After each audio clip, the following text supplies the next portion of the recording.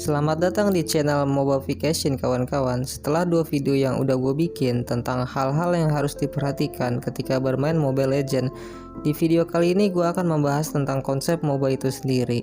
Pembahasan kali ini cukup penting untuk dibahas, terutama bagi yang main solo di tier epic, dan gue lihat masih banyak player epic yang main ML keluar dari konsep MOBA itu sendiri. MOBA atau singkatan dari Multiplayer Online Battle Arena, yang dimana di game ini terdiri dari 2 tim yang saling berlawanan 5 versus 5. Tujuan dari masing-masing tim di dalam game ini yaitu menghancurkan base utama tim lawan.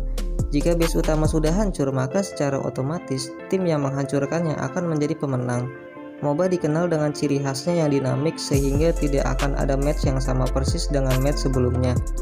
Mekanisme permainan yang kompleks disertai dengan kemampuan tiap pemain yang berbeda. Tentunya hero dan strategi dalam MOBA menentukan persentase kemenangan, dan MOBA sangat berorientasi pada kerjasama tim. Nah, tapi kenapa player Mobile Legends di tier epic bermain keluar dari konsep MOBA? Padahal konsep MOBA itu teamwork. Ini game 5 orang loh, terlepas dari kalian bermain solo atau enggak. Tetap yang solo itu butuh orang, nggak bisa main sendiri-sendiri. Dan bukan artinya, oh gue main solo, harus gue nih yang kiri game sendirian. Enggak guys, lu harus lihat dulu line up hero tim kalian sebelum menentukan hero apa yang bagus untuk melengkapi tim. Jadi buat player solo, sebisa mungkin isi role yang kurang aja. Kalau ketahuan di tim kalian ada yang mabar trio dan udah ada yang main jungler, kalian jangan tabrak lagi role jungler juga. Jadi ada 2 orang yang bawa retri. Tapi gimana ya, di tier epic walaupun ada yang mabar trio dan gue sendiri yang solo, tapi dari kombinasi hero yang mabar trionya nggak jelas. Jadi bakal hard game karena nggak ketahuan hypernya bisa angkat game atau enggak. Tapi resiko kalian di sini jika mencoba carry game sendirian sangat tinggi. Jika kalian berhasil fight dengan gold tertinggi, kalian tidak boleh melakukan satu kesalahan kecil atau lawan bisa comeback. Jika lawan pintar, nggak mungkin kalian nggak di lock. Kita balik lagi ke konsep MOBA. Secara objektif pada dasarnya sama saja di setiap game MOBA. Yang membedakan MOBA satu dengan yang lainnya dari perbedaan mekanisme game seperti hero, spell, item, dan lain sebagainya. Dan juga ada perbedaan besar antara game MOBA di ponsel dengan MOBA PC, dari mekanisme game yang lebih kompleks, map yang lebih luas, item yang lebih rumit, durasi permainan yang lama, dan beragam elemen lainnya yang tidak ada di MOBA ponsel. Game MOBA PC yang terkenal seperti Dota 2 dan League of Legends adalah pelopor game MOBA yang banyak dirilis di ponsel saat ini. Player sekarang lebih condong memainkan game MOBA di ponsel karena dari mekanisme game yang lebih sederhana dari MOBA PC, durasi permainan yang singkat, kontrol hero yang lebih fleksibel karena menggunakan analog, map yang lebih kecil, dan bisa dimainkan oleh siapa saja terlepas dari player MOBA murni atau bukan. Dan karena MOBA ponsel itu bisa dimainkan oleh siapa saja, terutama Mobile Legends ya, maka wajar saja bila masih banyak player Mobile Legends yang tidak mengerti konsep MOBA. Berbeda dengan player Dota di zaman belum ada MOBA ponsel. Mereka yang bermain Dota orang-orang yang niat main, pergi ke warnet, main Dota berjam-jam, jadi dapat memunculkan sifat asli playernya sampai ke toxic. Di setiap game MOBA pasti ada player toksiknya. Apa yang membuat mereka menjadi toksik? Ada berbagai alasan, salah satunya karena game ini intens, sehingga dapat memunculkan sifat asli player itu sendiri. Ada juga yang toksik atas dasar pelampiasan dari match sebelumnya yang dibully. Artinya lingkungan game juga berpengaruh. Dan di game MOBA, semua punya risiko yang sama. Satu orang yang nggak bisa main akan jadi masalah di tim. Maka dari itu kita dituntut untuk bekerja sama sebagai tim, terlepas dari kalian main solo atau mabar. Kalau nggak gitu ya kalian dibacutin terus panjang match. Di Dota lebih parah lagi toksiknya. Gue sih nggak mempermasalahkan player toksiknya, karena toksik bagi gue itu masuk ke dalam strategi MOBA. Kenapa bisa toksik masuk ke dalam strategi? Sederhananya lawan kita di game ini manusia. Rata-rata orang yang main game itu menggunakan perasaan dan mood. Begitu mood udah rusak, maka orang udah gak bisa berpikir jernih lagi, yang artinya kapan aja bisa kepancing dan blunder. Dengan toxic bisa secara gak langsung mempengaruhi gameplay mereka yang tadi mainnya bagus, jadi jelek. Menang itu banyak caranya, jika mengharuskan toxic ya apa boleh buat. Tetapi toxic pada kondisi yang tepat dan terarah. Maksudnya target toxic lu itu jangan ke tim sendiri. Jika kalian toksik dan menyalahkan tim kalian sendiri, yang ada malah mempercepat kekalahan. Toksik digunakan sebagai senjata terakhir untuk merusak mental dan mood lawan. Ketika tim lawan udah main salah-salahan, saling gak percaya satu sama lain, nah disitu tinggal nunggu lawan suren. Toksik boleh aja tapi pakai akal. Jangan toksik gak jelas udah kalah ngajak buy one. Toksik nggak selalu harus berkata kasar, bisa juga dengan mengungkit kesalahan tim lawan yang akhirnya mereka setuju dengan ucapan kalian dan terjadi perselisihan di antara mereka. Kita balik lagi ke player Mobile Legends. Selain mereka yang di tier epic ini tidak mengerti konsep MOBA, juga minim pengetahuan dan salah dalam penerapan cara bermain. Itu balik lagi ke proses learningnya. Setiap player punya proses learning yang tidak sama, tergantung dari hero dan role pertama yang mereka sentuh dan figur player yang mereka lihat. Itu yang menjadi patokan mereka dalam belajar. Jika kita sama sekali nggak tahu cara main yang benar, bisa dengan nonton tutorial di YouTube untuk memperbaiki gameplay kita yang salah. Akan tetapi kalian harus mengerti MOBA ini game yang banyak sekali faktor X-nya. Apalagi di saat main solo, ketemu tim feeder, AFK, ngetroll nggak jelas. Jadi apa yang kalian tonton di YouTube tentang cara main hero yang benar bakal susah diterapin jika kalian bermain solo. Dan kalian harus cek lagi player yang ngasih tutorial ini mabar atau bukan. Kalau memang mabar, berarti ada persyaratan yang harus kalian penuhi jika kalian benar-benar ingin meniru playstyle dari video yang dicontohkan. Kalau kalian tiru gameplay orang yang mabar untuk dipakai main solo, yang gak ada jaminan menang. Dan untuk win streak ada persyaratan sendiri yang harus dipenuhi. Salah satu syaratnya ya mabar squad lah, ngapain solo. Jadi gua mau ngajarin ke kalian bagi yang nonton tutorial hero apapun itu, pelajari dulu konsep cara main hero-nya. Setelah sudah mengerti konsep main orang yang di tutorial ini, kalian cari tahu persyaratan yang harus dipenuhi jika memang cara main seperti itu bisa kalian terapkan. Seperti skill main orang yang di tutorial ini, syaratnya high mekanik. Kalau mekanik kalian kurang, jangan coba-coba, yang ada malah feeder. Kalau kalian berpikir, nggak apa-apa slow hand, namanya juga latihan, ya oke lah, tapi syarat keduanya harus mabar. Ada yang bilang main hero tuh tergantung playstyle kalian. Oke, playstyle orang main hero memang beda-beda, tergantung kenyamanan dan build item yang nggak sama. Tapi ada momen dimana playstyle yang biasa kalian mainin itu beresiko, dan memang nggak bisa dipaksain di match itu. Jadi mau main bagaimana? Gua tahu kalian ingin meniru gameplay dari apa yang kalian lihat di YouTube. Kalian lihat, wah tutorialnya GG nih, coba main hero ini di klasik.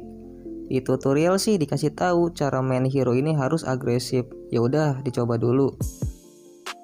Kalian mencontohkan sama persis seperti yang ada di tutorial, dari landing phase-nya, item build, sampai timing masuk war-nya. Udah kok, udah ditiru semua, tapi kenapa banyak miss-nya? Padahal kita udah benar dari cara gankingnya, tapi selalu telat follow up dari tim. Di posisi kita yang udah benar, tapi selalu aja yang bikin kesalahan banyak itu malah tim sendiri. Seakan-akan apa yang kita lakuin tuh mereka nggak mengerti dan nggak ada komunikasi. Beda di tutorial, selain player ini mainnya GG, tapi rekan satu timnya ngerti banget. Kalian berpikir apa yang salah ya? Kok nggak bisa meniru gameplay mythic di tier epic solo? Bukannya nggak bisa, bisa, tapi balik lagi syaratnya mabar. Nah di sini kalian harus paham kondisi match, terlebih lagi ketika kalian main solo ya. Ini harus kalian garis bawahi, jangan pernah samakan gameplay solo dengan mabar. Kalau mabar itu kita udah berbicara taktik dan pastinya ada komunikasi dan saling pengertian. Kalau bermain solo setidaknya kalian mesti kenal karakteristik player di tiap tier. Dari epic, legend, mythic bawah sampai mythic glory. Ada perbedaan cara main player di tiap tier. dan hero-hero yang biasa mereka pick. Ada yang karena ikutin meta pro player, dan ada juga yang bisanya cuma hero itu aja. Untuk main solo sebenarnya ada beberapa hero yang direkomendasikan ketika bermain solo. Salah satunya hero-hero yang bisa multi role. Multi role kayak hero ini dijadiin jungler bisa, roamer bisa, sideline bisa, baik damage dan durability hero-nya oke. Jadi bisa main di segala macam kondisi, bahkan di posisi kalah bisa balikin keadaan. Tentunya penguasaan hero diperlukan. Ada juga hero yang hanya bisa dimainkan di saat mabar aja. Biasanya hero yang punya banyak kelemahan. Dia juga butuh item dan bagus di satu role aja, nggak bisa diubah-ubah. Hero manja lah istilahnya. Harus diservis, kalau enggak ya nggak banyak berguna sih di tim. Nah, untuk hero semacam itu direkomendasikan mabar. Jangan dimainkan solo kecuali kalian benar-benar kenal sama hero-nya dan tahu kapan harus dipick dan kapan enggak. Tapi lebih baik jangan terlalu dipaksakan sih, harus spam hero-nya ketika solo. Soalnya apa ya? Jangan berharap kalau publik punya pengetahuan dan mindset seperti yang kalian punya. Apalagi publik di tier epic ya, mana ngerti mereka. Kalau kalian bermain solo ketemu publik trio yang mainnya bagus, sebisa mungkin jangan egois dan ikutin aja alur mainnya mereka. Jadi yang solo player ini mengisi role yang kurang di tim apa kalian isi. Kalau nggak ada tank ya isilah tank semampu kalian aja hero tank yang kalian bisa. Tapi kalau role yang kurang di tim itu role yang kalian tidak kuasai, kalian bisa minta tuker ke role lain yang kalian masih bisa main. Tapi kalau main solo memang lebih banyak lagi sih persyaratannya untuk bisa menang, tapi juga nggak menjamin. Tapi nggak ada salahnya juga kalian belajar hero dan role lain. Nggak perlu harus jago, yang penting bisa kenal hero dan tahu fungsi hero-nya apa di tim. Jadi jangan sampai kalian tidak mengenal hero yang nggak pernah kalian mainin sama sekali. Kayak biasa kan, ML suka rilis tuh hero baru. Ya walaupun gua nggak beli hero-nya, tapi minimal gue tau lah skill hero-nya apa dan kegunaan hero-nya apa di tim. Sebagai mid lane kah? Atau jungler? Atau apa gitu, kalian harus kenal hero-nya. Terus juga kalian jangan menilai player GG enggaknya, dilihat dari KDA. Kayak misal yang MVP di match itu, player itu yang paling jago. Bukan begitu. Player lain yang gak dapet MVP juga bisa bermain bagus sesuai dengan role-nya. Kayak role tank juga bisa dapet MVP, tapi MVP itu bukan suatu nilai yang menentukan kalau player itu GG. Di balik MVP-nya core juga ada tim yang berjasa. Kalau begitu berarti semuanya GG. Harusnya memang begitu, namanya juga MOBA.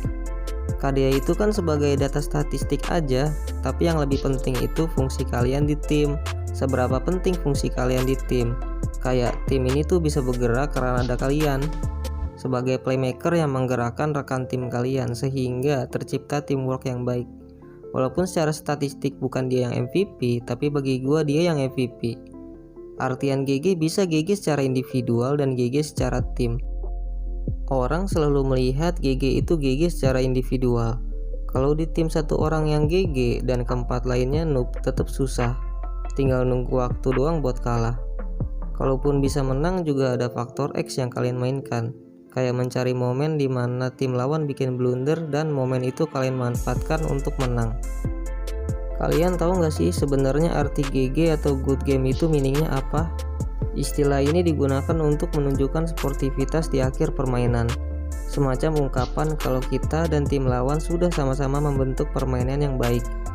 Ungkapan good game meaningnya bisa berubah menjadi sarkas jika diungkapkan di awal game.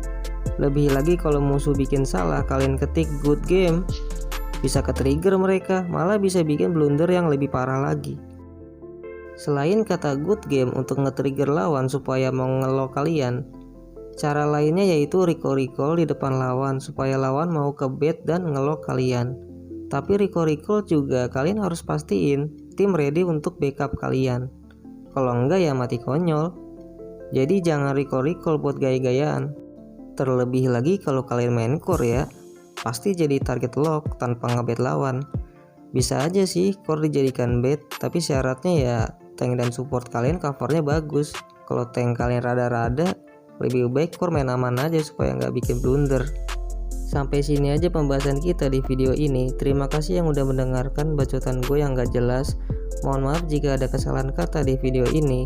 Tulis pendapat kalian tentang video ini di kolom komentar. Kritik dan saran dari kalian diperlukan untuk membangun channel ini. Sampai jumpa di video selanjutnya.